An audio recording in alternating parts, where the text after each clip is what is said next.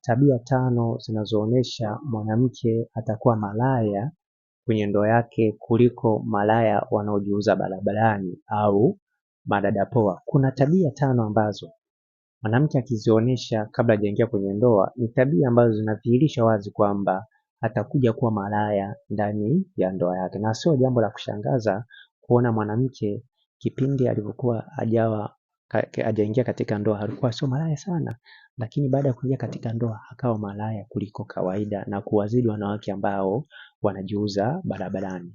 Kwa hiyo kuna tabia 5 ambazo zinadhihirisha wazi kwamba huyo mwanamke atakuwa ni malaya kwenye ndoa kuliko kawaida. Tabia ya kwanza ni tabia ya mwanamke kugombania mwanaume mwenye pesa. Yaani unakuta mwanamke au binti kisa yupo katika mahusiano na mwanaume mwenye pesa, anajifanya anampenda sana, hali ambayo kama akijua kwamba huyo mwanaume na mwanamke mwingine anaweza akatumia nguvu kwenda kumdhuru huyo mwanamke.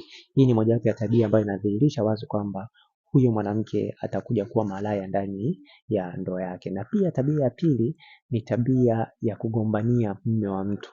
Mwanamke yoyote ambaye au binti yoyote ambaye hajaingia katika ndoa alafu ana hii tabia ya kugombania mume wa mtu, unakuta anapigana kwa sababu ya mume wa mtu, ni tabia ambayo inadhihirisha kwamba huyo mwanamke atakuja kuwa malaya ndani ya ndoa yake. Na pia tabia ya tatu au jambo la tatu ni tabia ya kugawa kitumbua kwa sababu ya jambo fulani.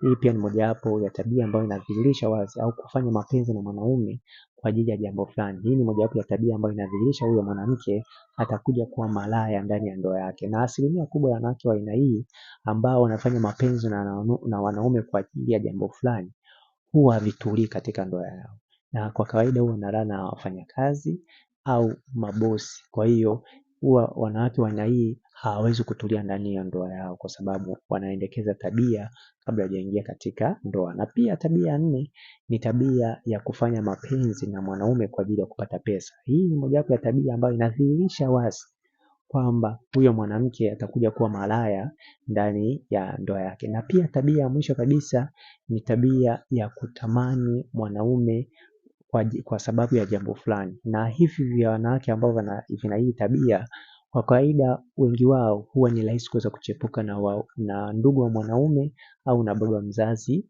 wa mwanaume, kwa sababu kama yeye anaendekeza kwamba anampenda mwanaume kwa sababu ya macho mazuri au anampenda mwanaume kwa sababu ya muonekano mzuri, huwa ni rahisi kulala na ndugu wa mwanaume kwa sababu ni jambo la kawaida. Kwa hiyo ni mojawapo ya tabia ambayo inadhihirisha wazi kwamba atakuja kuwa malaya ndani ya ndoa yake. Kama unahitaji ushauri au video za kufanya mapenzi pamoja na kitabu ambacho kitakusaidia kuingia katika mahusiano au ndoa, hakikisha unanicheki WhatsApp kwa namba 0713728736. Kama upo nje ya Tanzania, anza na jumlisha 255713728736. Naitwa